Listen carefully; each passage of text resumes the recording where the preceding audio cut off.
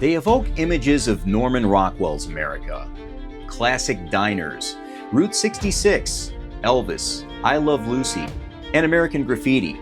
They're the Tri-5s, the 1955, 56, and 57 Chevrolet Bel-Airs. They were all over the streets of the United States in the 50s, and you can still see them today on the streets of central New York in the spring and summertime. I'm Rick DiUlio. I wanted to go out and see these cars, get the stories behind them, and meet the owners. And I did just that. Sit back and enjoy. These are the Tri-5s of central New York.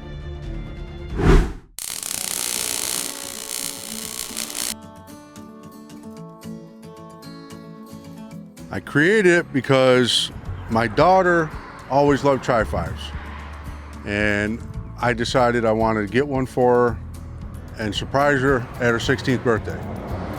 So back in 23, we got the car. I hid it for, actually 22 I got the car. I hid it for a year, and about 6 months before her birthday, me and my father went through, took the car down, repainted it. This is the factory color, which is tropical turquoise. And on July 30th, 23, we surprised her at her 16th birthday with it. So it was her sweet 16th birthday present. She was totally shocked. Oh my God, she was hysterical. But she could not believe it. Just growing up and seeing them, I've always been into cars my whole life, but growing up and seeing all the cars, she really took to Tri-5s, and she really liked the 57. Always loved Elvis. Since we took her to Memphis when she was 2, I believe, and believe it or not, from 2 years old, she was hooked.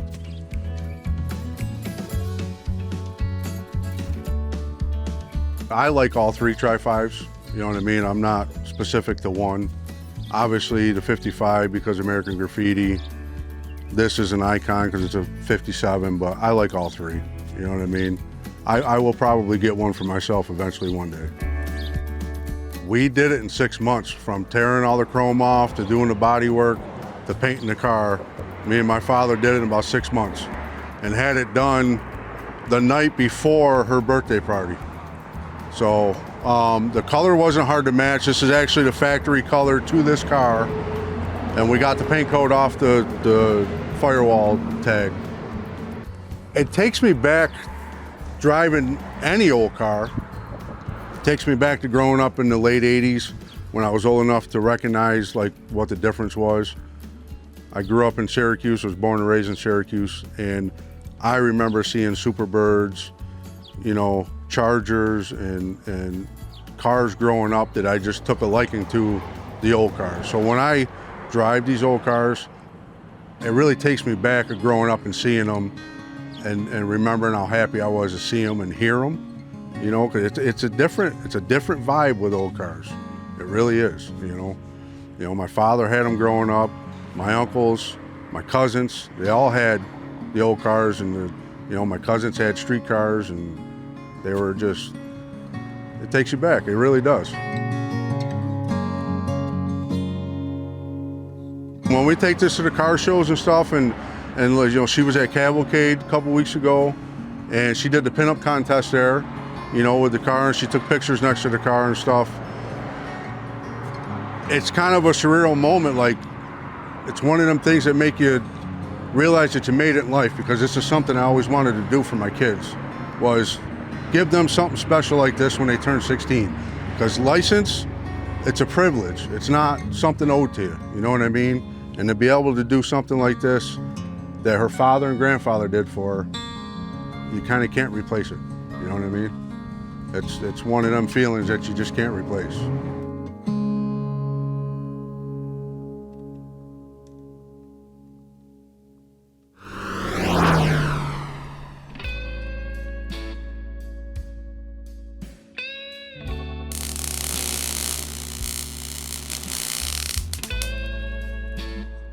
It's a 1956 Chevy.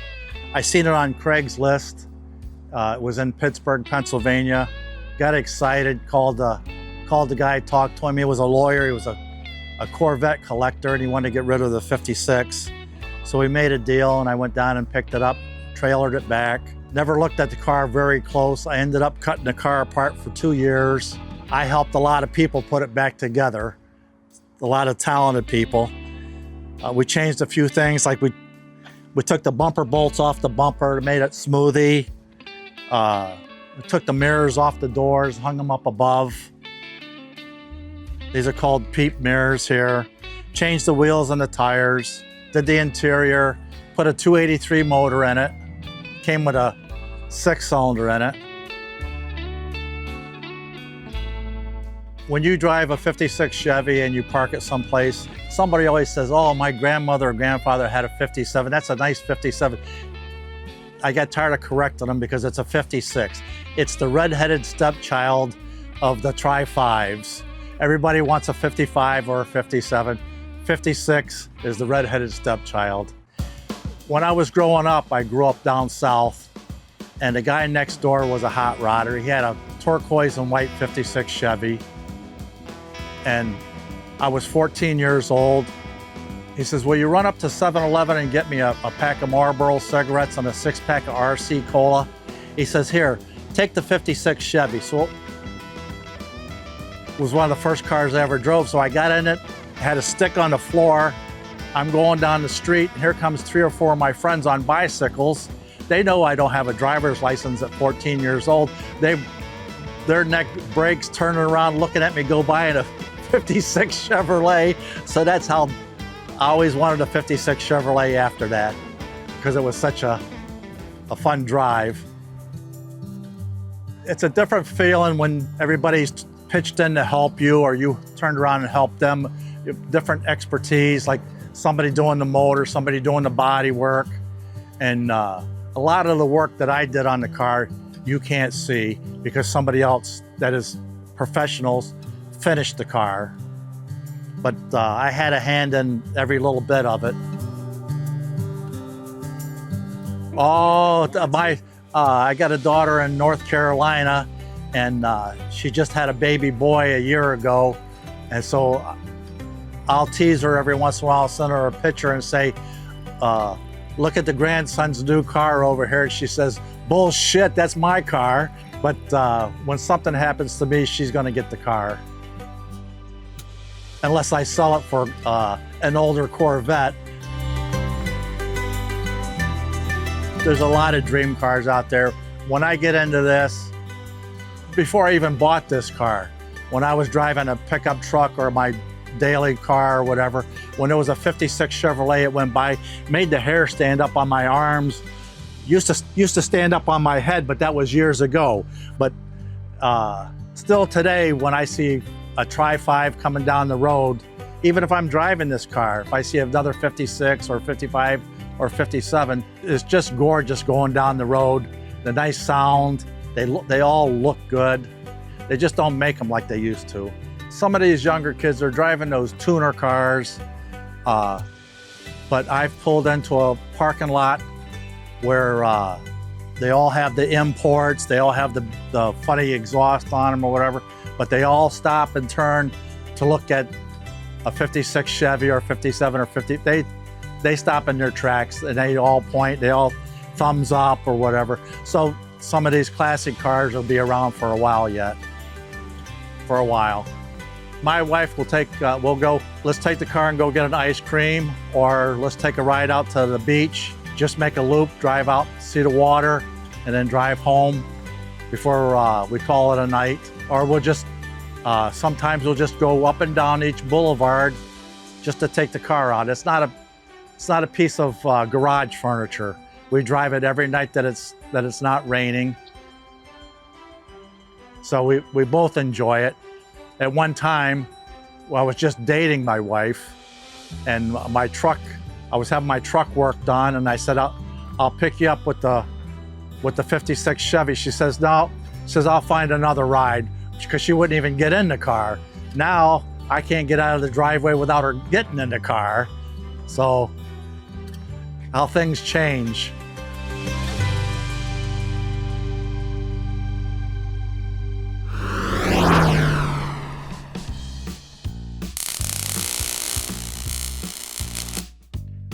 Well, my dad was a big Mopar man. He actually had a 57 Plymouth.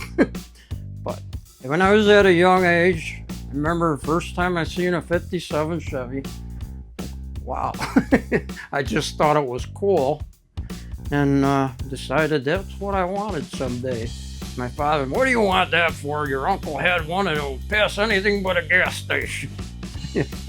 But anyways, and him and I used to go to the stock car races at Brewerton and Fulton every Friday and Saturday night.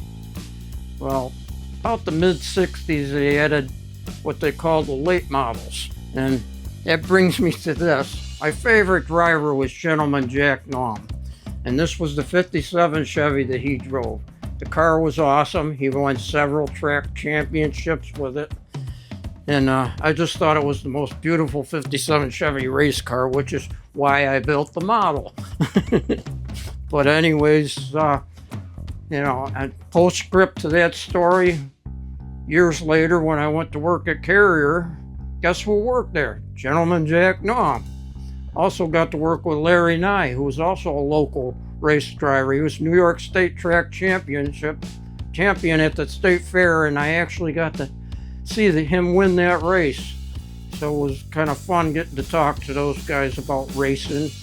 And I got my first 57 Chevy when I was 13 years old.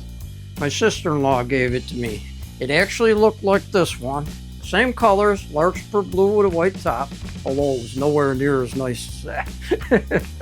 It was kind of a rust bucket, but I worked on it a couple years and never really got it going, and then got my license, and my first car on the road was a 62 Chevy. After I graduated, I took my graduation money and went out and bought a 57 Chevy that I still have. And right now it's under construction again, but I'm putting new motor and other stuff in it. And guys at Carrier would remember me driving it back and forth to work. You drive that car like a crazy man. And then I also had another one that looks similar to this that I drove back and forth to work for many years. Still have that one too. In 55, the sales motto was the hot one. It was Chevrolet's, it wasn't the first V8. Many people think it was Chevy's first V8, but the first V8 came out in 1917 and 1918. But it wasn't, they had a lot of issues, and they didn't go back to a V8 until 1955. And the funny thing is that motor was based on the Oldsmobile motor, and it went from drawing board to production. I think it was in less than 6 months, and that motor is still around today. 56 was just a facelift here, which they just changed a few things around. 57 was supposed to be a complete changeover, but they didn't have the tooling ready, so they did another facelift here, which actually sales-wise it wasn't quite as successful as the other 2 years, but I read other places it was the most successful used car ever made, because they sold them like hotcakes after they were a year or two old. And then the 57 has always been a hot car. 55s and 56, which is kind of the middle brother, not quite as popular, but they are. And if I had to put my finger on what it is about them, I think it's the styling and just, the Americana thing. Baseball, hot dogs, apple pie, and Chevrolet. Well, that belongs to a friend of mine. It used to be a drag car. And, he asked me to restore it. And I think I started on it about 2002. Went through a divorce, and it kind of got sidetracked. I told him if he wanted to take it to somebody else to finish it, he could. I wouldn't be upset, but he said, you started it. He goes, I want you to finish it. Well, and then I came down with multiple myeloma, which is a bone marrow cancer. So I had, bout with that. I'm still here though, but too stubborn to lay down. And I finished it about 2012. I did everything on that car except paint it. I do have the luxury of driving it when I want to.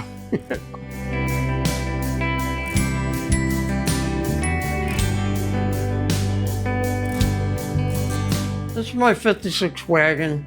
Most people from this area know me, know I've had this car about 30 years now. My kids grew up in it, and it's time to part with it, so I'm going through it, doing basically cosmetic restoration on it. You know, doing some things to the engine and making it real nice.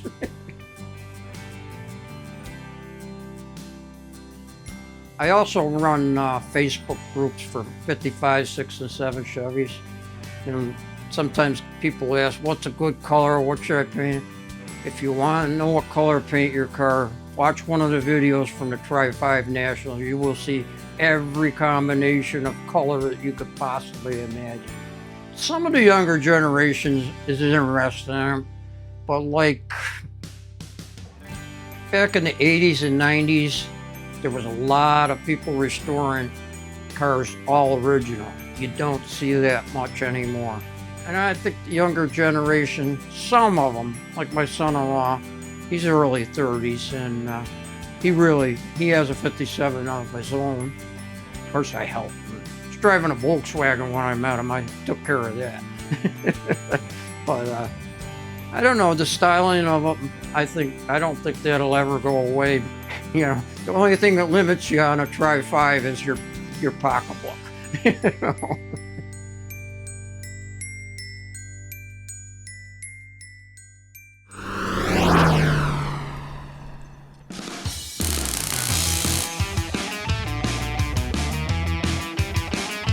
When I was a young man, we would watch them on TV all the time, and the Hot Rodders had a 55 Chevy. So that stuck in my head, the same with the 40 wheelies. I seen the movies years ago about the 40 wheelies, and that was pretty heavy to my heart, the 40 wheelies. But I've done so many 55s because I grew up with them. I remember my dad, we were towed the Weedsport racetrack in a 57 Chevy, and the guy left us there. And I remember my dad and all 5 kids and my mom, we drove back to Syracuse, New York in that race car with no windows, nothing. And you know what? I grew up with them. They're iconic. I'm a 55 freak just because of the look of it. It's got a very elegant look. And plus, you know, you can build them cars. They're kind of lightweight. They're good for drag racing. And that body style there will never fade out. That is for my era. And you still get people that are in the 70s that they drove them when they were brand new. A lot of people like other cars, but the 55, then they changed to 6s and 7s. 7s are okay, but for the Hot Rodders, a 55 Chevy, you can't beat the body. And it's got the look of a Hot Rodder. So that's why I like 55 Chevys. The 55s though, that would be one of my daily drivers in time. I have other hot rods, but 55 Chevy, when you go to a show with a 55 Chevy, people love a 55 Chevy. They're one of the best cars to take to a car show or a cruise in. That was a Hot Rodder. Plus, you know, you get the high-end people that wanted a Bel-Air hardtop, which is an elegant car. They're not like a beat-up old junker. Don't matter even if they got bad paint, they're still an iconic Hot Rodder, a 55 Chevy. Nothing touches it. On the front and rear, you have extensions on the bumpers that you don't see on 55 Chevys, especially the front. The front has extra ears on the ends, as well as the rear on the ends that you don't see them, and they're very odd. I've only seen a couple of cars in my life that had that package. Very few of them cars, that was a special order package. Back then, people didn't have the money to throw that little extra bling bling on them. I call bling bling shiny stuff. They didn't pay the money. They wanted a bare bones 55 Chevy. But then when you would get into a doctor or a lawyer, they would order the complete chrome package. Inside chrome, outside. A lot of them don't have the chrome around the windows inside. These do. Certain ones do. That's why they come into a high end. I had a very good offer on that car. And I told them, you know, I'd have to think about it, but I don't think so. It's hard to buy them cars anymore. And you can't find one in this area in that condition.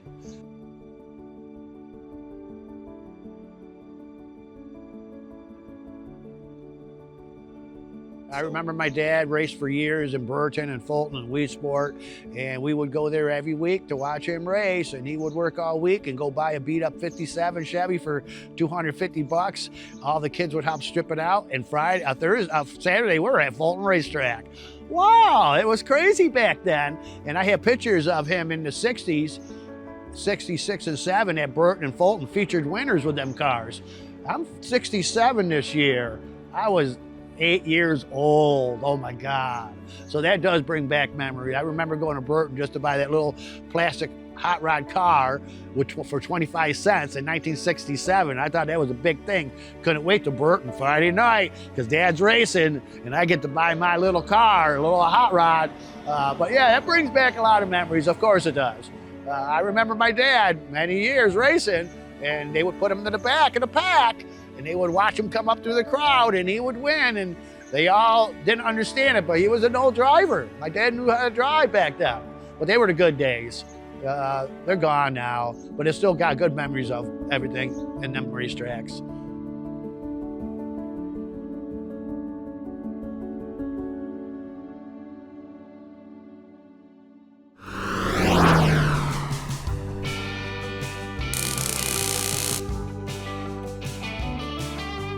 I've always wanted a 1957 Chevy. I was born in 1957. I had a great opportunity to pick the car up when I was 16 years old. I paid $35 for it. Spent a lot of time working on it as a young guy. At a period of time in life, it kind of got tucked away, and I had a few kids, and then eventually I got back into it and had it painted, had the interior done and everything, and it is what it is that you see today. Ironically enough, my father owned a 1957 Chevy four-door sedan. And yes, when I get in the car, it's just like saying, you know, hey, this is like when I was a kid, you know, and I routinely will put music on from the 50s and 60s while I'm driving it. Drives my grandkids crazy, but they love it. They love it. I think what the kids are up to these days are faster, noisier, and you know, how many lights can you put on the car? And to me, that's just way too much, you know? Styling of the vehicles, you know, yeah, some of the newer vehicles coming out are pretty nice, but on the other end of that, you know, you just can't get beyond that classic look. It was a direction. I used to be the president of the All Chevy Club here locally, and as the president, you get to pick a vehicle, a paint job on a vehicle that you like the most. And my wife and I went and walked through the car show back at Long Branch Park those days. And she says, oh, I really like the color on that truck that's sitting there. So I looked into it. It's called Light Autumn Sand is the color on the vehicle. And I said, well, there you go. That's what we're going to do. We're going to paint it. I enjoy going to the weekend shows, you know, Cars and Coffee. I routinely do the Tuesday night show or the Wednesday night show, you know, the car corrals. I'll be honest with you, my wife I've had the car so long that she's kind of like, I've had enough, you know, I got other things to do. So she, you know, I'm kind of on my own, but it's a good time, meet up with some friends and hang out. And, you know, walk through the parking lot and see other cars, you know. Every year somebody's got one or two new cars. Spent 25 years as a volunteer fireman. There were actual times that I had my red light in the car and responded to calls with the 57, which was always, are you kidding me? Why would you drive a car like that to a fire call? And well, my responsibilities as an assistant chief was to respond to a call whenever. And if I was driving the 57 and then it was time to go to a call, then I would respond. And people would just get the biggest kick out of it. I enjoy it. Had a lot of good times in the fire service, and now I'm a director of Believe 31, which is an organization that takes care of firemen that suffer from cancer and other illnesses. And we're doing what we can for our brothers that are suffering the consequences of volunteering for others. My daughter has laid claim to the car. Unfortunately, I don't see it actually happening. There are days that, gee, it would be nice to have something newer to drive around, whether it's a Camaro or a Corvette or something like that. And I get the itch to do it, but then I think to myself, well, if she wants the car, she can have the car. So she's laid claim to it already. When I drive the car, and my kids will say the same thing, it's like being in a parade no matter where you go. Everybody is either, waving out the window, giving you the thumbs up, you get to a stop sign and it's like, hey, nice car, But as we talked earlier, you go by some younger kids and they don't even notice the car, and it's like, how can you do that? How can you not recognize that? So, that's my take on it. I always, my kids are always, when they were younger, they just kind of put their faces down. Now they're just out there waving away because, hey, we're in Dad's car,